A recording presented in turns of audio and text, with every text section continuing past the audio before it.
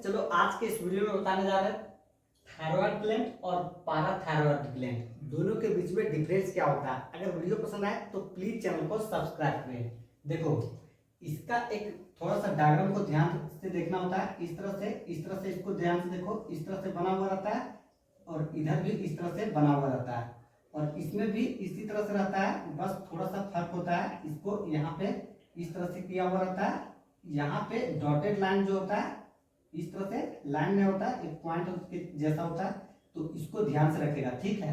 अब देखो यहाँ पे सबसे पहला डिफरेंस क्या होता है इसको समझो।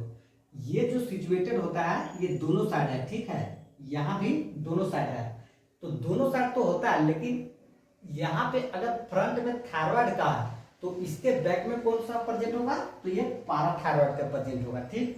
नंबरिंग में इसका कितना होता है, 2 होता है थायराइड का, तो इसमें कितना हो गया, ये वाला 4 हो गया, ठीक। में जो डिफरेंस था ये था। अब इसके बाद देखो यहाँ पे जो निचला हिस्सा होता है ये कनेक्टेड होता है, इसको किससे कनेक्टेड बोलते हैं, तो इसको हम लोग बोलते हैं इस्थमस से कनेक्टेड होता है, ठीक। अब ध्यान से देखो ये बनता किस चीज से है, ठीक है, तो ये जो बना हुआ रहता है इसको हम लोग बोलते हैं स्ट्रोमल टिश्यू और फोलिकल।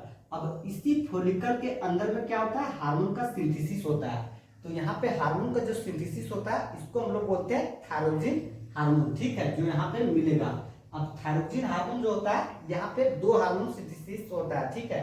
एक हो जाता है 2 को ध्यान रखेगा ऐसा ही, क्योंकि 2 लोब में होता है तो 100% यहाँ से 2 निकल जाएगा, तो T3 और T4, तो यहाँ पे लिखा हुआ T3 और T4, ठीक है।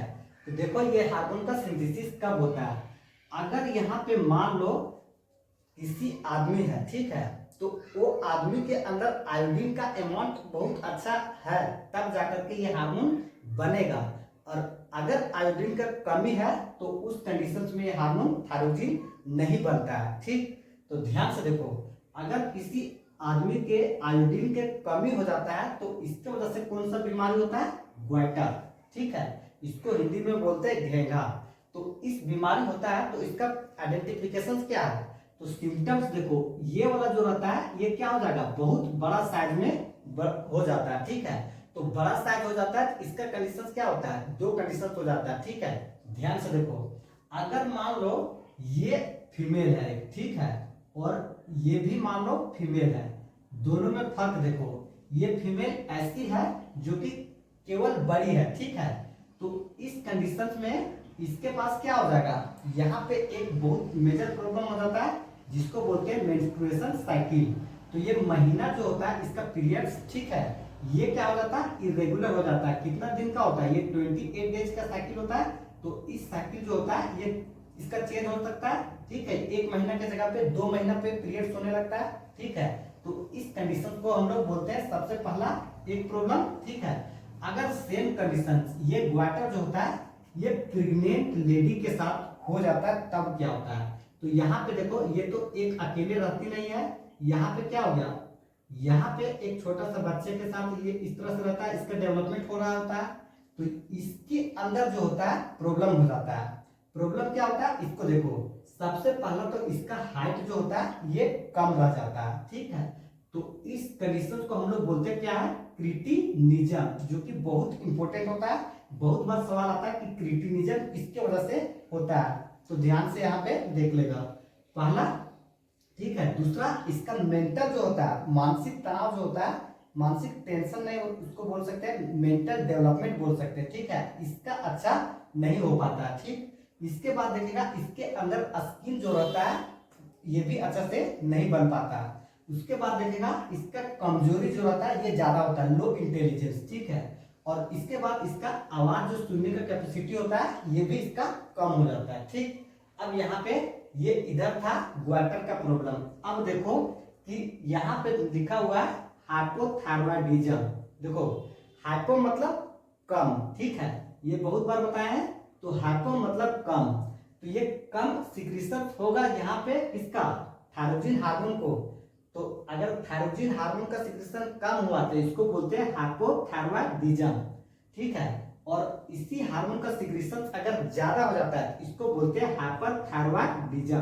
ध्यान से देखो यहाँ पे कम सिक्रीशन किसके वजह से हो सकता है, तो आयोडीन की वजह से कम सिक्रीशन होता है। अगर आयोडीन का कमी रहा तो इस हार्मोन का सिंथेसिस क्या होगा, कम होगा। और अगर मान लो यहाँ पे किसी तरह से डिफेक्टिव हो गया, ठीक है, जैसे मान लो थायराइड कैंसर, तो इस कंडीशन में क्या होगा, यहाँ पे बहुत ज्यादा क्या होने लगेगा, हार्मोन तैयार होने लगेगा। इसको बोलते हैं हाइपरथायरॉयडिज्म। यही यहाँ पे मेन डिफरेंस होता है, ठीक है, कि हाइपो जो होता है ये किसकी वजह से होता है और हाइपर जो होता है ये किसकी वजह से होता है। तो यहाँ पे डिफेक्टिव होगा तो इसकी वजह से हाइपर हो जाएगा, और आयोडीन की कमी होगा तो इसकी वजह से हाइपोथायरॉयडिज्म हो जाएगा। ठीक, अब ध्यान से देखो इसका फंक्शंस, ठीक है, ये हार्मोन इतना इंपॉर्टेंट फंक्शंस क्यों रोल प्ले करता है, तो ध्यान से देखो इसका फंक्शन जो होता है ये बहुत अलग होता है। सबसे पहला तो ये मेटाबॉलिक प्रोसेस को रेगुलेट करता है। अब मेटाबॉलिक प्रोसेस में क्या हो जाएगा, तो यहाँ पे कैटाबॉलिज्म और एनाबॉलिज्म दोनों मिलाकर के एक साथ होता है, उसी को बोलते हैं मेटाबॉलिक प्रोसेस। तो कैटाबॉलिज्म में होता क्या है, कोई भी बड़ा चीज को क्या करता है, टुकड़ा में कन्वर्ट कर देता है। तो टुकड़ा में कन्वर्ट कौन करेगा, हमारा स्टोमक जो होता है, डाइजेस्टिव सिस्टम वही करेगा। अब डाइजेस्टिव सिस्टम में क्या होता है, फूड हम लोग जो खाते हैं वो या तो कार्बोहाइड्रेट होगा, प्रोटीन होगा, फैट होगा, यही सब चीज होगा। तो यहाँ पे कार्बोहाइड्रेट, प्रोटीन, फैट इस तरह से इसको देखेगा तो ये बिल्कुल आसानी से क्या हो जाएगा, ये तीनों के फंक्शन यहाँ से क्लियर कर देगा। उसके बाद भी ये किसको कर सकता है, तो पानी हम लोग पीते हैं, ठीक है, मिनरल को, तो यहाँ पे ले लो, वाटर को ले लो, और इसके बाद इलेक्ट्रोलाइट, इसको ध्यान से रख लेगा क्योंकि इलेक्ट्रोलाइट अधिकतर मिस करने के ऑप्शन होता है, ठीक है। तो ये सभी को क्या करता है, रेगुलेट करता है। इसके अलावा देखो एक बहुत इंपॉर्टेंट फंक्शन को परफॉर्म करता है जो कि रेड ब्लड सेल्स, ठीक है, इसका फॉर्मेशन को भी ये सपोर्ट करने के काम करता है, ठीक है।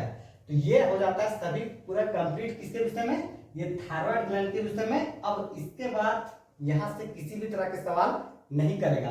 तो एक ध्यान रखेगा कि ये इतना हार्मोन तो रिलीज करता है, लेकिन साथ में एक और हार्मोन को रिलीज करता है जिसको हम लोग बोलते हैं टीसीटी, ठीक है, इसको अलग से ध्यान रख लेगा। अब टीसीटी जो होता है ये होता है पेप्टाइड हार्मोन, यानी कि प्रोटीन का हार्मोन होता है, और इसका जो मेन फंक्शन होता है ये क्या करता है, ये कैल्शियम को रेगुलेट करने के काम करता है, ठीक। तो यहां से ये हो जाता है पूरा कंप्लीट।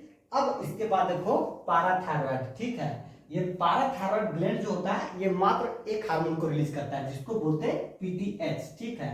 अब इसमें देखो ये हार्मोन जो होता है ये करता क्या है, तो ये हार्मोन जो होता है ये आर्टरी है, ठीक है, तो इसमें ब्लड के लेवल को क्या करता है, इंक्रीज कर देगा, ठीक है। जब ये इंक्रीज कर देगा तो इस कंडीशन को बोलेंगे क्या, यहाँ पे बोलेंगे हाइपर कैल्शियमिक हार्मोन, ठीक है। तो हाइपर कैल्शियमिक हार्मोन बोलेंगे तो ये इंक्रीज करता कैसे, इसको भी ध्यान से देखो। देखो सबसे पहला तो इसके पास ऑप्शन ये होता है कि ये डाइजेस्टिव सिस्टम में, ठीक है, तो डाइजेस्टिव सिस्टम यानी कि जैसे कि कैल्शियम को कोई टैबलेट खा लेता है, ठीक है, अगर मान लो कोई बंदा है वो क्रिकेट खेलने में गिर गया, उसको चोट लग गया हड्डी में, ठीक है, और उसको डॉक्टर सजेस्ट दिया कि कैल्शियम का टैबलेट ले लो। अब वो बंदा कैल्शियम को टैबलेट लेगा तो इसका कैल्शियम को बॉडी में कैसे ले जाएगा, ठीक है, तो ब्लड में ले जाने के लिए उसके पास ऑप्शन क्या होता है, उस सबसे पहले कोई भी डाइजेस्टेड फूड कहाँ तक होता है, ड्यूडेनम तक ले, स्मॉल इंटेस्टाइन का जो ड्यूडेनम पार्ट होता है यहाँ तक डाइजेस्ट हो जाता है फाइनली। तो उसके बाद जो प्रोजेक्ट होता है जेजनम और इलियम, यहाँ पे क्या होता है, एब्जॉर्प्शन होता है, तो वहां पे जाके बोलता है कि कैल्शियम मुझे दे दो। अब ये कैल्शियम वहां से ले लेता है, एक रास्ता हो गया, ठीक है। दूसरा इसके पास ये किडनी जो होता है, यहाँ पे भी क्या होता है, यहाँ पे रीनल ट्यूबुल जो होता है वहां से भी कैल्शियम को ले लेता है, और इस तरह से पूरा से ले लेकर के सभी जगह से क्या करता है, ब्लड में कैल्शियम को लेवल को क्या कर देता है, इंक्रीज कर देता है। इसीलिए इसको हम लोग बोलते हैं हाइपर कैल्शियमिक हार्मोन। और इस तरह से यहाँ जो था ये थायराइड और पाराथायराइड पूरा कंप्लीट हो जाता है। तो चलो करते हैं नेक्स्ट वीडियो, तब तक यहाँ पे इसको ध्यान से कर लेगा। All the best.